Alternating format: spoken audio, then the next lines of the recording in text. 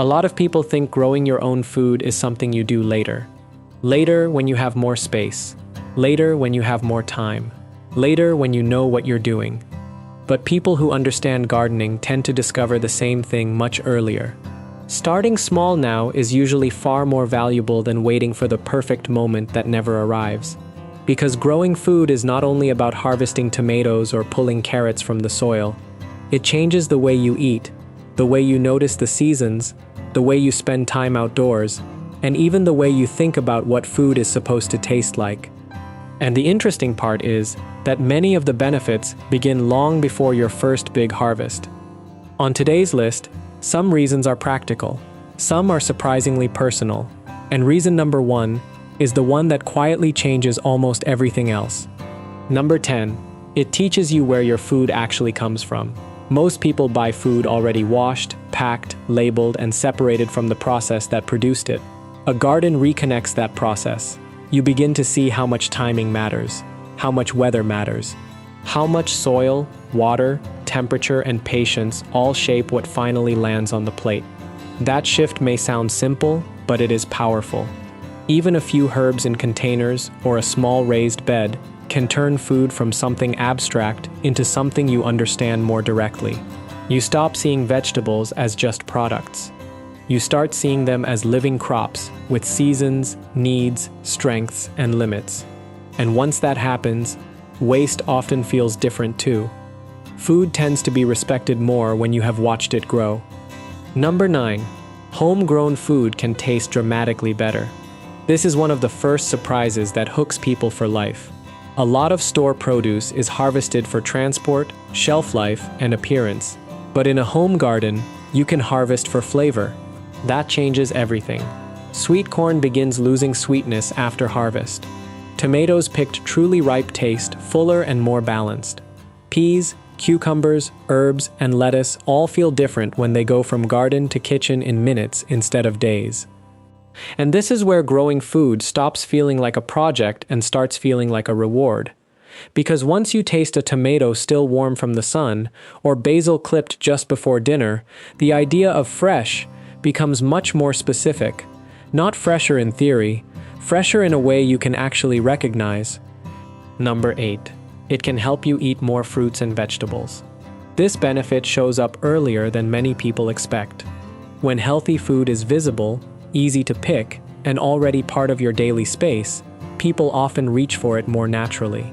Garden participation has been associated with higher fruit and vegetable intake, and that makes sense even without a study in front of you. You are more likely to eat what you are already caring for. Leaf lettuce gets picked because it is there. Cherry tomatoes disappear because they are easy to grab. Herbs get used because they are close enough to snip without effort.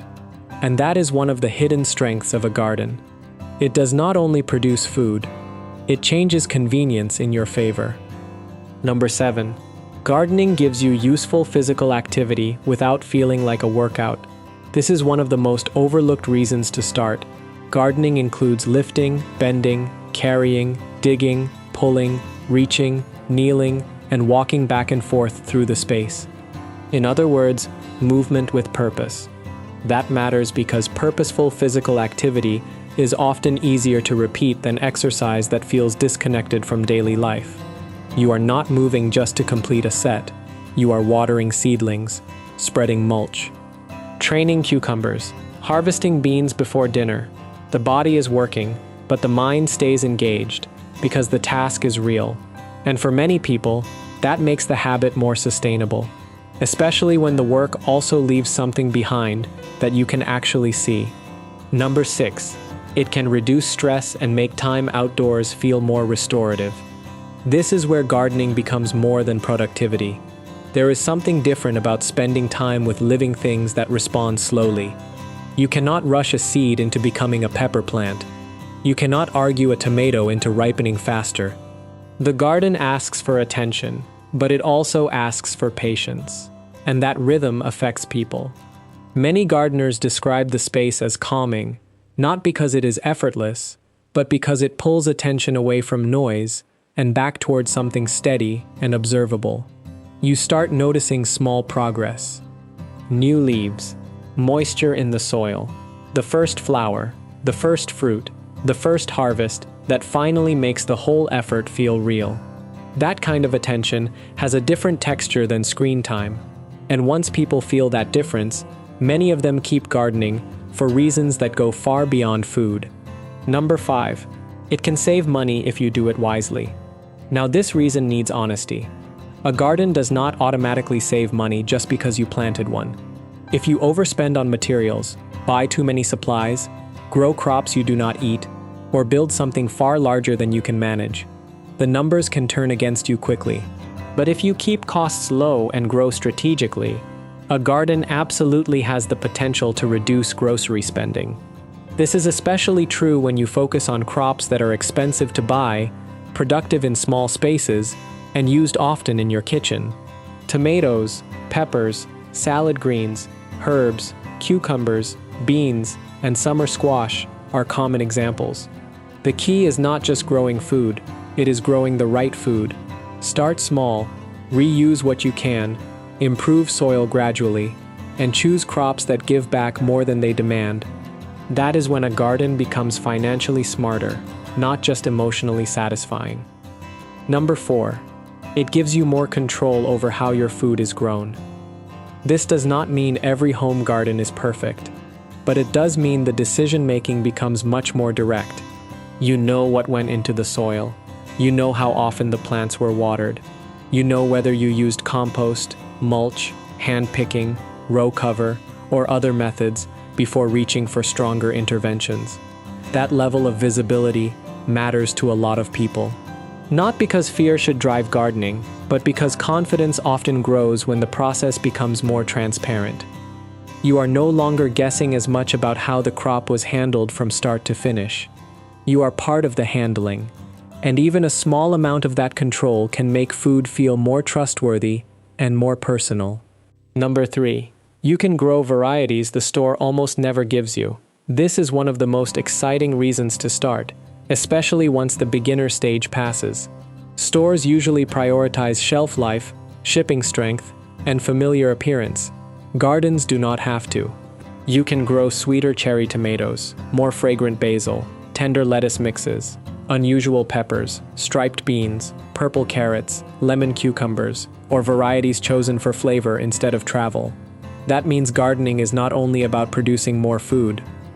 It is also about producing more interesting food. And this is where many gardeners begin to feel that their garden has a personality. It starts reflecting their cooking, their preferences, their curiosity, and even their willingness to experiment. The store offers selection. The garden offers authorship. Number 2. You can grow food even if you do not have a big yard.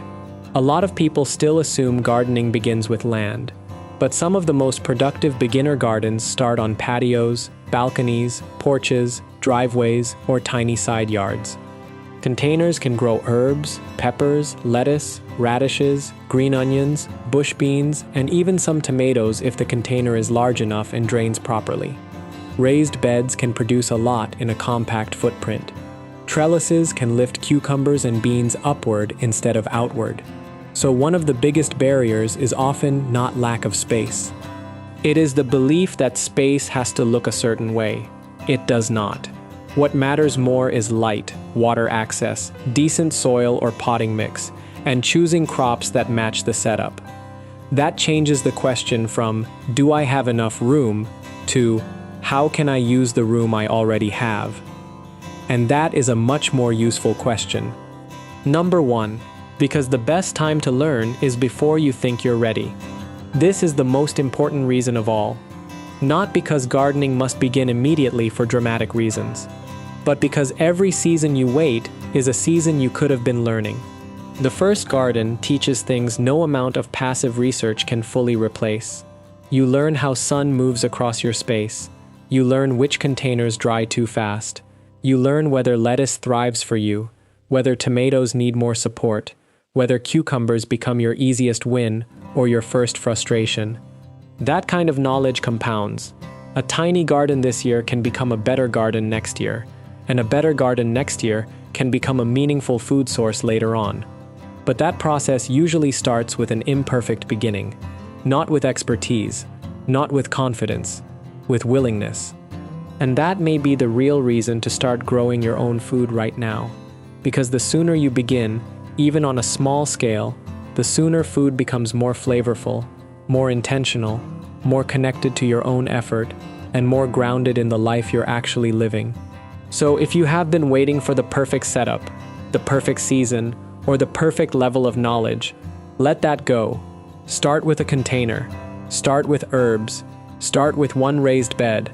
Start with lettuce, beans, basil, or tomatoes. Just start somewhere. Because growing your own food is not only about becoming more self-reliant, it is about becoming more observant, more capable, and more involved in one of the most basic parts of life. And once that shift begins, it rarely stays small. If you were going to start growing one food crop right now, what would it be? And if you already grow something, tell me which crop made you realize gardening was worth it in the first place.